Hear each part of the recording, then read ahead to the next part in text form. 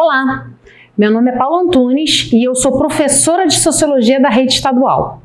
Na aula passada, nós falamos sobre direitos humanos e sobre questões relativas ao trabalho.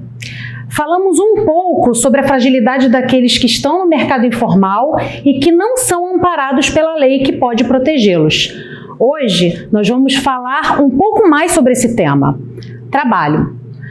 Nós vamos identificar os processos de regulação e flexibilização das relações de trabalho e compreender as especificidades do capitalismo brasileiro. Mas vamos falar um pouco sobre a divisão do trabalho, que também é uma forma de flexibilizar a produção. Vamos iniciar nossa aula falando um pouco sobre flexibilização das relações. O que é flexibilizar? É o ato ou a ação de tornar flexível, menos rígido, a adaptação de um contexto a uma nova abordagem diferente da anterior. Mas vamos falar um pouco mais sobre flexibilização da produção. Vamos falar de alguns modelos e dar alguns exemplos. Mas antes, precisamos destacar alguns aspectos relativos à divisão do trabalho. Este é o ponto de partida para falarmos sobre flexibilização da produção. A divisão social do trabalho está relacionada à maneira pela qual as tarefas são organizadas e divididas no ambiente de trabalho, com a intenção de delimitar as funções realizadas, dinamizar o processo de produção como um todo e, consequentemente, garantir que o sistema de produção funcione de forma rápida e eficiente. A divisão do trabalho aumenta a produtividade por conta da redução de tempo que os trabalhadores levam para produzir a mercadoria final. Em contrapartida, na maior parte das vezes, o trabalhador não conhece integralmente o sistema de produção, já que torna-se especialista em apenas uma parte dele. A especialização aumenta a eficiência produtiva e permite a comercialização de produtos com maior qualidade e menor preço. Numa fase inicial das sociedades humanas, a divisão do trabalho era definida por critérios sexuais e de faixa etária, divisão social e sexual do trabalho. Entende-se por divisão social do trabalho as atribuições produtivas nas estruturas socioeconômicas, individuais ou coletivas. Nessa perspectiva, cada sujeito possui uma função na estrutura social da qual emana seu status perante a sociedade. Status é a posição social que este cidadão ocupa na sociedade. E você sabe quem são os teóricos que falam sobre isso? Emile Durkheim, Karl Marx e Max Weber. Para Durkheim, os princípios da divisão do trabalho são mais morais do que econômicos. São os fatores que unem os indivíduos numa sociedade, pois geram um sentimento de solidariedade entre aqueles que realizam as mesmas funções. Outro fator importante é que este pensador analisava a sociedade como uma metáfora do corpo humano. Nessa ideia, a divisão social do trabalho seria responsável por manter a harmonia deste sistema de órgãos que compõem o organismo.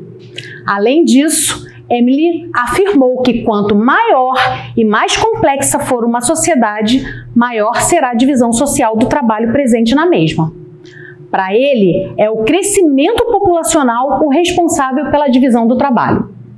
Durkheim afirma que a sociedade só existe e consegue se manter graças a um grau de consenso entre seus membros.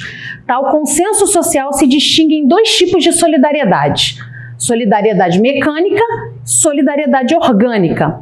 Vamos iniciar pela solidariedade mecânica. De acordo com o sociólogo, ela está presente em sociedades primitivas, como tribos, aldeias, clãs ou agrupamentos sociais. Nessas organizações sociais, os membros compartilham os mesmos valores sociais, as mesmas crenças religiosas, as mesmas formas de organização e trabalham de forma a suprir as necessidades do grupo como um todo. O compartilhamento de valores, crenças e formas de organização é o responsável pela coesão social. A solidariedade orgânica é a característica das sociedades modernas e mais complexas. Os indivíduos que compõem essas sociedades não compartilham das mesmas crenças religiosas, das mesmas formas de organização e nem das mesmas crenças.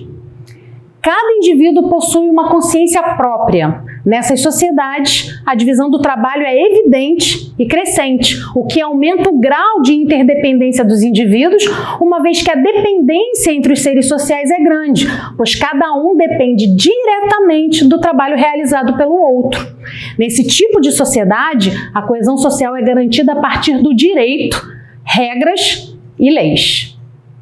Para Karl Marx, a divisão do trabalho em especialidades produtivas gera uma hierarquia social, na qual as classes dominantes, burguesia, subjugam as classes dominadas, ao estabelecer as instituições legitimadoras e ao deter os meios de produção. Essa dominação é tensa e gera um conflito chamado de luta de classes.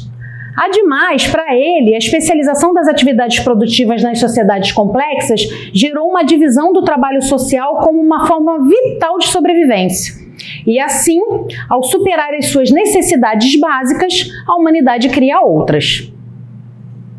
Max Weber defendia que a sociedade, mesmo sendo composta de partes, pode ser afetada pelas ações individuais.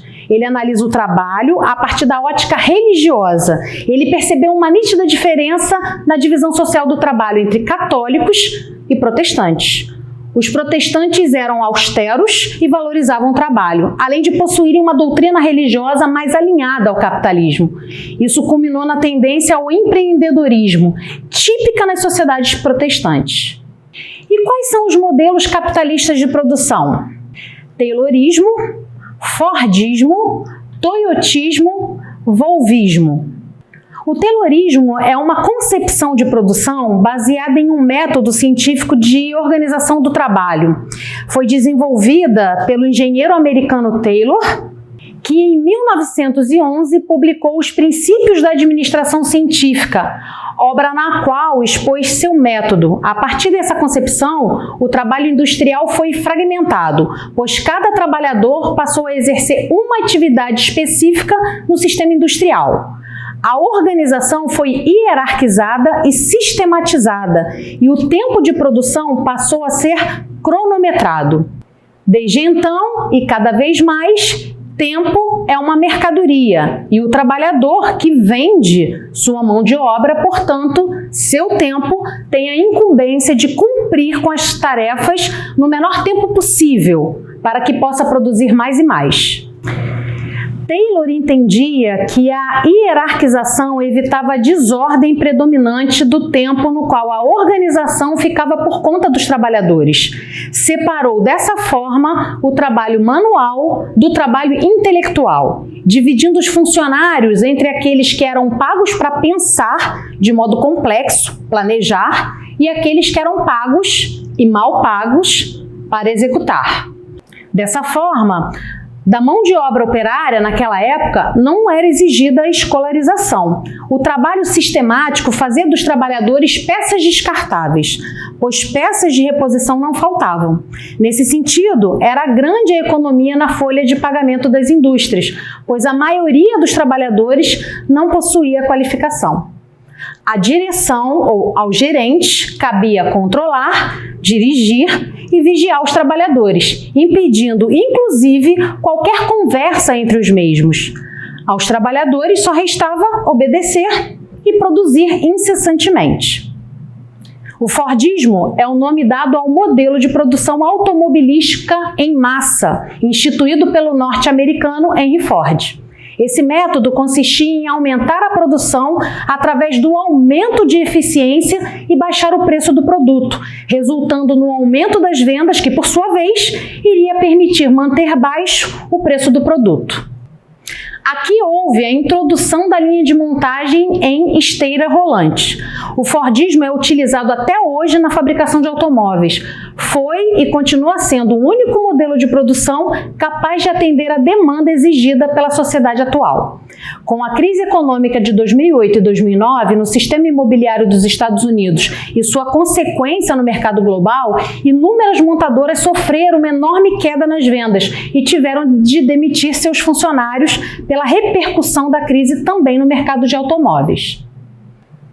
A criação do toyotismo se deve a 4 pessoas: O fundador da Toyota e mestre de invenções, Sakichi Toyoda, seu filho, Kishiro Toyoda, o engenheiro Taishi Ohno e Eiji Toyoda.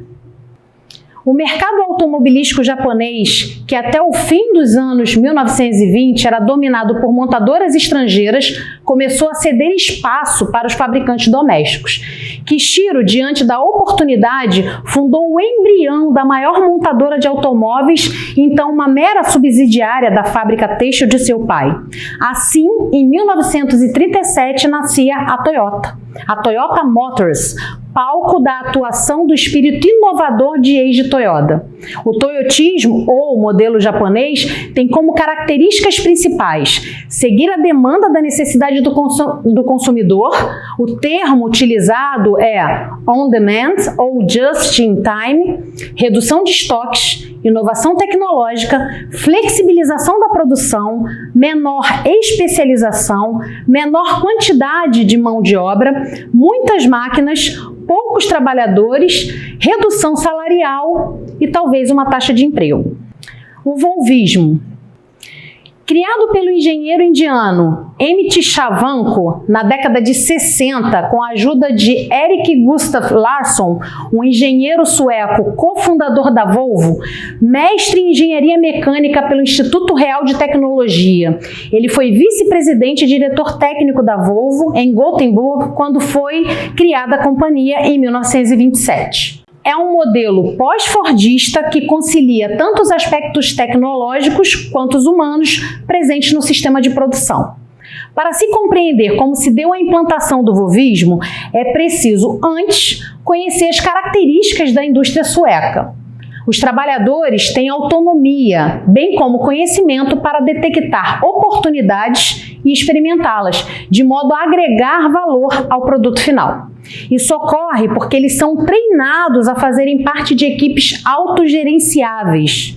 A indústria sueca se caracteriza por um elevado grau de automação e informatização. Em contrapartida, uma mão de obra altamente educada e qualificada, além da presença marcante de sindicatos trabalhistas. É um modelo em que o funcionário tem um papel mais importante do que teve no Fordismo. Até porque os jovens desse país se recusavam a trabalhar em um modelo em que fossem tratados como parte de uma máquina, como acontecia no modelo taylorista, por exemplo. No volvismo, os funcionários são montadores de veículos. Isso porque as tarefas eram distribuídas conforme as competências de cada trabalhador, que, por sua vez, eram aperfeiçoadas constantemente. Dessa forma, a organização do trabalho passou a ser feita em grupos autônomos, que, ao final de um ciclo de 2 horas, conseguiam entregar um carro montado. Ele também se preocupava em criar uma boa relação extramuros com a sociedade, através de investimentos sociais da empresa, tais como a construção de escolas e igrejas, o que resultou não só uma boa imagem da empresa aos olhos da sociedade, como também um maior espaço político da empresa entre cidadãos e Estado. Vamos às dicas de hoje. A primeira dica é o filme Tempos Modernos.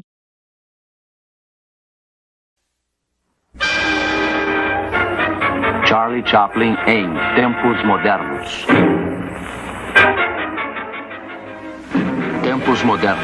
Uma história do trabalho e indivíduo. A humanidade em busca da felicidade. De 1936, um clássico que destaca a alienação de um trabalhador na linha de montagem que foi encaminhado para um tratamento médico e, ao retornar do trabalho, encontra a fábrica fechada.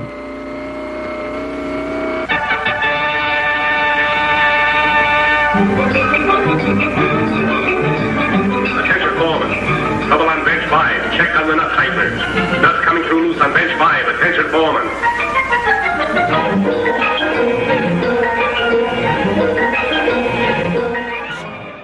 A segunda dica é o filme Parasita, de 2019. 뭐야, 소독해? 창문 닫아. 나도 봐.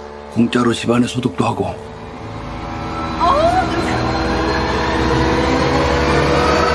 Parasita foi um grande vencedor do Oscar 2020, premiado nas categorias de melhor filme, melhor diretor, melhor roteiro original e melhor filme estrangeiro. Partindo dos percalços de uma família pobre, driblando o desemprego, a narrativa não romantiza e nem perdoa a luta pela sobrevivência. No final das contas, ninguém está salvo dentro da roda das desigualdades.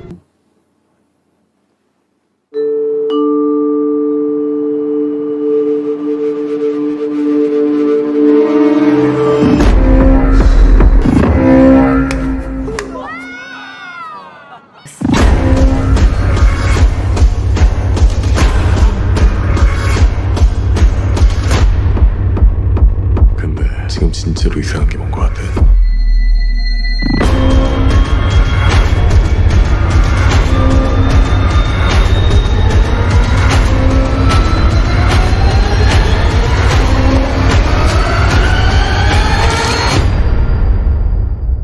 A terceira dica é o livro O Capital, que tem uma edição de bolso. É um conjunto de livros, sendo o primeiro deles publicado em 1867, de Karl Marx, que constitui uma análise do capitalismo e contém aí uma crítica da economia política. A quarta dica é o livro Trabalho Assalariado e Capital. Marx descreve as relações de trabalho no interior da sociedade capitalista e fala de conceitos extremamente atuais: salário, preço, mercadoria. A quinta dica é o livro Da Divisão do Trabalho Social, de Emile Durkheim, de 1893. Ele analisa as funções sociais do trabalho e procura mostrar como, na modernidade, tal divisão é a principal fonte de coesão social. Bom, essas são as dicas. Você pode pesquisar outras possibilidades aí na internet, pedir dicas aos seus colegas. A minha sugestão é sempre uma redação, uma dissertação argumentativa sobre o tema, para que você consiga aí aprofundar o conteúdo e fixar alguns conceitos importantes para a sua vida escolar. Nos vemos na próxima aula.